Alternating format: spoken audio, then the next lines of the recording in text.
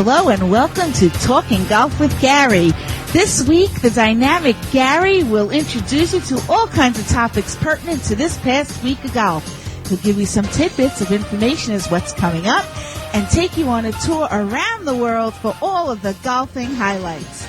Sit back and enjoy Talking Golf with Gary. And hello and welcome to another episode of Talking Golf with Gary. Hope everybody had a terrific week out there. A little bit late, day late. Things got busy, but we're here. We're going to wrap up this week's action and lots of it this week. Really a ton of action. And, of course, there goes the phone just as I'm recording. So let's kill that. So, hope everybody had a terrific week out there. And, lots of action took place, and we're getting into the heart of it now. We're only a couple of weeks away from the final major on the PGA Tour, and that's the British Open coming up in a couple of weeks. And we got some majors happening next week with the seniors, and just had a major with the ladies tour, so it has been jam-packed. But let's take a look at last week. Chez Reavie is a PGA Tour winner again after 11 years and 250 events. Can you imagine that? 11 years between victories. That's got to be, it's frustrating, but he's had a pretty good year, Chez. So he's really happy now. Reavie won the Travelers Championship on Sunday, closing with a 1-under-69 for a 4-stroke victory over Keegan Bradley and Zach Sucher.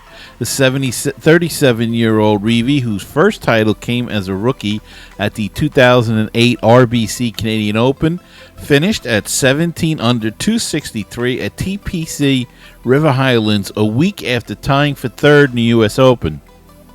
So, pretty good couple of weeks for Chez Reavie.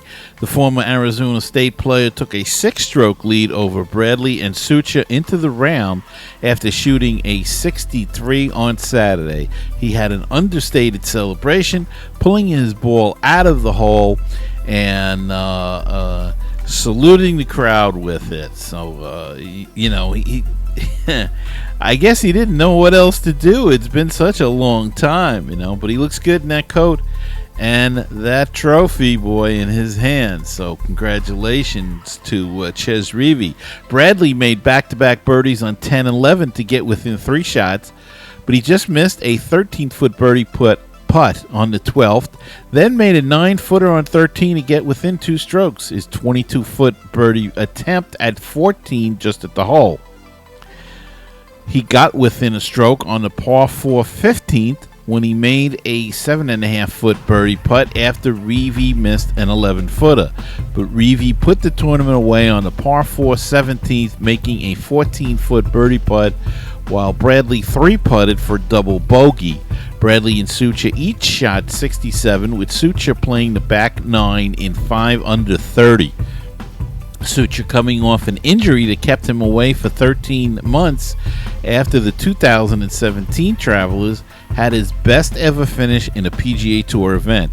He came into his 4th of 6 medical extension starts, needing to earn 347 FedEx Cup points to retain his tour card. He came within 25 points and picked up 245 with the second place tie. Vaughn Taylor, who started 9 strokes back, made a run of 5 birdies to finish his final round of 65, shooting a 29 on the back 9. And that's like 2 holes for me. Okay, maybe 4. His 15-foot birdie putt and 18 put him at 12 under. Reavie, who took home just under $1.3 million, has finished in the top 20 in 5 of his last 6. He's finished, 5 in his last 6 starts. So he has been playing some good golf lately, Chez Reavie, and good on him. Defending champion Bubba Watson, who was hoping for a 4th title in Connecticut, shot a 71 to finish at 1 under, but said he wasn't disappointed with the week. Bubba has been struggling lately, and whether it be he went back to a Titleist ball, is it age? I don't know what it is, but he's not that old. But he has been struggling. One guy that played pretty well on this past week was Jerry Kelly over at the Champions Tour. Jerry Kelly won his hometown PGA Tour Champions event, beating Retief Goosen with a birdie on the third hole of a playoff Sunday in the American Family Insurance Championship. Kelly closed with a 6 under 66 at Rainy University Ridge to match Goosen and tournament host and fellow Madison player Steve Stricker at 15 under 201. Goosen also had a 66 and Stricker shot 67. Stricker was eliminated with a bogey on the first extra hole as he missed an 8-foot birdie putt on the par 4 18th in regulation. Kelly won on the par 4 15th after the playoff opened with 2 trips down the 18th. Kelly has 4 victories on the 15 over tour after winning 3 times on the PGA Tour. Duffy Waldorf was a stroke out of the playoff after a 68, and Kevin Sutherland shot 63. John Daly had a 66, and they followed at 13 under. So a good week for Jerry Kelly, but also for John Daly getting up there, and Retief Goosen, who just joined the tour this year, just turned 50 a couple of weeks ago, and joined the tour and was inducted into the World Golf Hall of Fame. So quite a year for Retief Goosen. He's having lots of fun, I guess, and enjoying himself out on the Champions Tour. And Andrea Pavin beat Matthew Fitzpatrick in a playoff, another playoff, this time on the European Tour, at the BMW International Open. The Italian had set the pace on day one at Golf Club München Eichenried, but entered the final round 4 shots off the lead before carding a closing 66 to set the clubhouse target at 15 under. It looked like it might not be enough as Fitzpatrick entered the scoreable closing stretch in a share of the lead, but the Englishman bogeyed the 17th before picking the shot back up on the last to set up the playoff. Heavy rain began to fall as the playoff got underway, and that may have helped Fitzpatrick as his second shot when they went back, and his second shot had plugged in the rough inches short of the water as he went for the green. Pavin played the par 5 as a textbook layup, and a pair of pars sent the duo back to the next tee. Second time around, Pavin played a poor second, but his third was sublime to set up a birdie from 2 feet.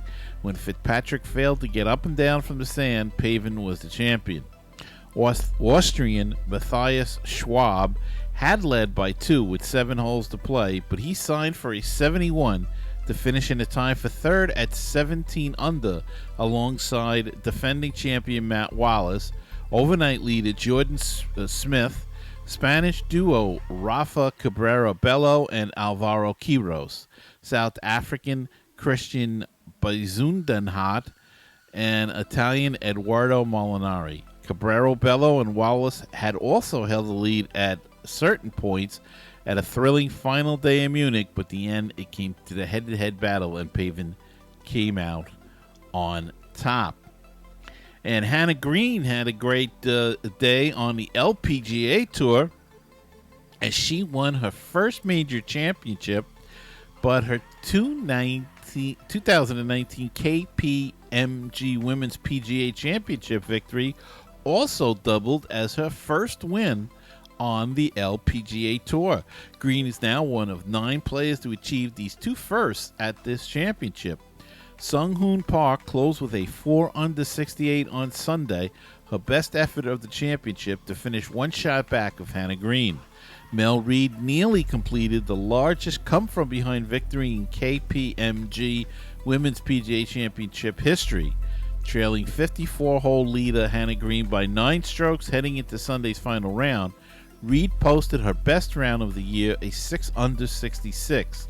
The record, 7 strokes, was set in 1983 by Patty Sheehan, who posted a fine around 66 to edge Sandra Haney and capture the first of her 5 career major championships. Reed finished in a tie for third, which surpassed her previous best finish of tie for 9 in the 2015 AIG Women's British Open.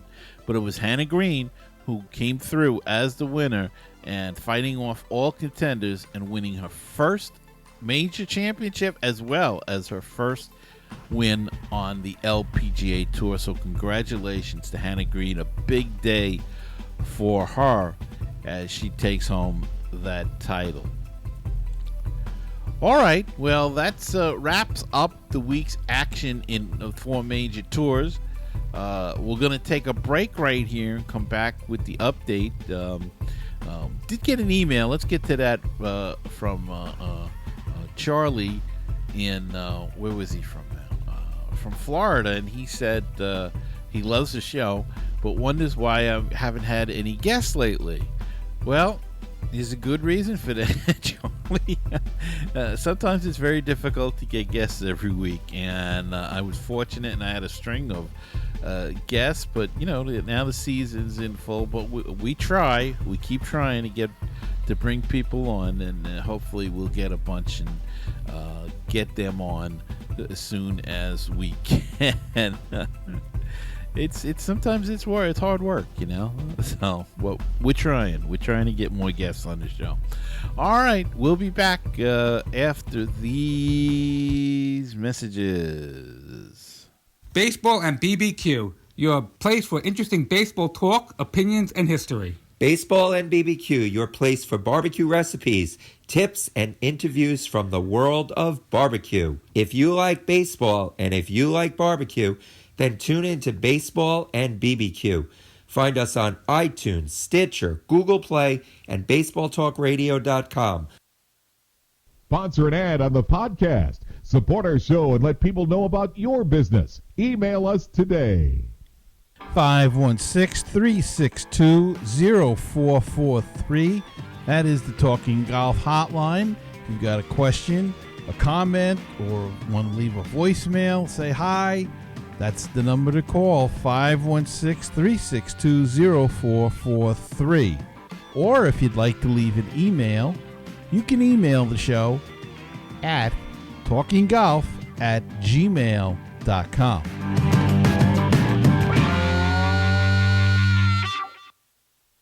Now it's time to do the calendar. Now it's time to do the calendar. Oh, hooray, let's sing the calendar. Now it's time to do the calendar. Okie dokie. Time for the calendar.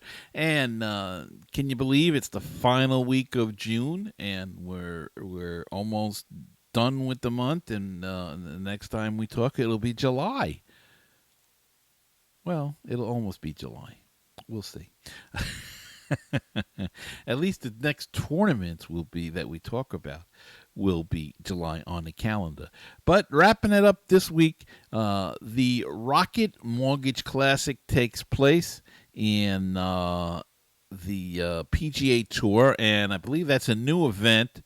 So, check that out. They're associated with Ricky Fowler and a bunch of people you see on all the ads all the time. So it's the Rocket Mortgage Classic. The PGA Champions Tour is holding their big major, and that starts actually on Thursday, and that's the U.S. Senior Open Championship. So David Toms is the defending champion there, so go check that one out. That's going to be a big thing on the Champions Tour. Don't know the televised schedule. It's probably on Fox, I believe. I think they have the contract with USGA for a lot of the Open. They had the LPGA Open, the Women's Open, a couple of weeks ago, and I imagine they have this as well. On the European Tour now, bear with me because this is a long title. This is the title of the event. The Estrella Estrella Dam NA Andalucia Masters, hosted by Sergio Garcia Foundation. That's a mouthful. That's taking place on the European Tour. And Sergio Garcia won his own tournament apparently last year, and he is the defending championship. And the ladies are in action, and they've got a bit of a long title as well. What happened to the, so-and-so Open? It is the LPGA Tour is playing the Walmart Northwest Arkansas Championship presented by PNG. Okay. And Nasa Hataka is the defending champion in that one. So tune that in on the Golf Channel. That's where usually you can get the LPGA as well as the Champions Tour. They do not have, I guess they don't have contracts for all their events. Really a shame. Should have their own separate contract. This way you could see them more in action instead of on tape. I hate sometimes when they run that stuff on tape. Just don't like it. Okay, well, that's going to wrap it up for this week's show. It's a quickie. It's a short one. It's a day late, but better late than never, I say. And I want to thank you all for listening. And don't forget to subscribe on iTunes, YouTube, Spreaker, Google Play, Spotify, wherever you watch or listen to the podcast. Hit the subscribe button. That helps me grow the show and expand to new listeners. And remember, until next time, as you walk down the fairway of life, you must smell the roses, for you only get to play one round. Have a great week, everybody. I'll see you next time on another edition of Talking Golf with Gary.